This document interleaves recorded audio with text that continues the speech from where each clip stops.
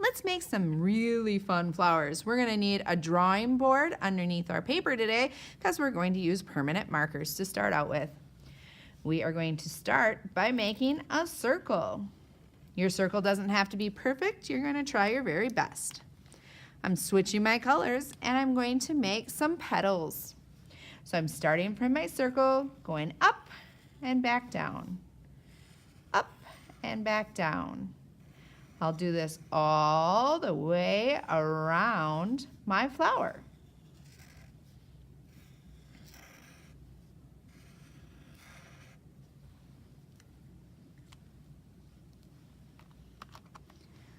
All right, I'm going to make another type of flower. This one starts out with the letter U. So I'm going to make a big capital letter U. And then along the top, I'm going to add a zigzag line. Zigzag, zigzag, zigzag. Now, from the top of that, to give this a little bit of interest, I'm going to add a line with a little circle. And then I can go one step further and add some shapes and lines to make designs. So I'm going to add some little polka dots coming down on my flower.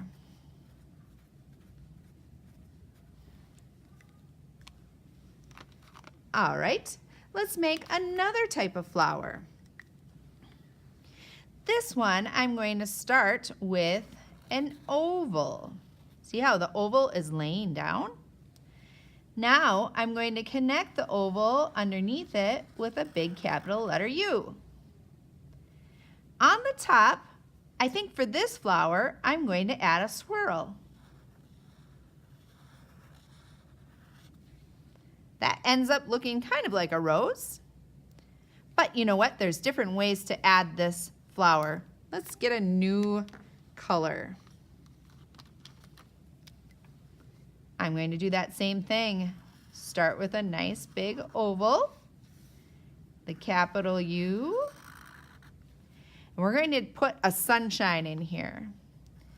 So add a half of a circle and then a bunch of lines coming off from that circle like a sunshine. That kind of looks like a poppy. Now, none of these flowers are exactly the real way that you would make a flower if you were going to make it realistic. This is kind of invented flowers. So we call that folk art. It's where the artist designs and decorates a flower that is not necessarily really in nature. I'm going to use some of these ideas to create some very interesting flowers down here. So I'm using some of these skills to invent my own flowers.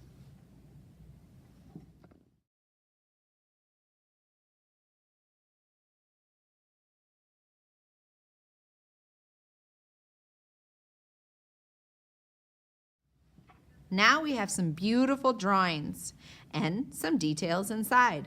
But we're going to use play sticks or play colors to go ahead and add some color inside. Now look at this one, has actually a little bit too much of the play color coming out. That's a little too much.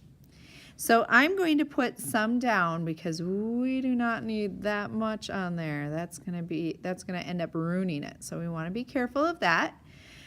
You'll twist the bottom to get it to the appropriate height, and then you're going to go ahead and start adding some colors onto your flowers.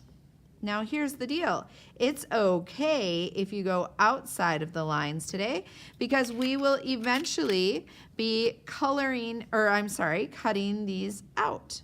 So if you go a little bit outside of your own lines, here I'll give an example. So here I have these petals and I'm going to go outside of the lines a little bit. That's all right. Go ahead and add color to all of your flowers so that there's no white spots left inside your flowers.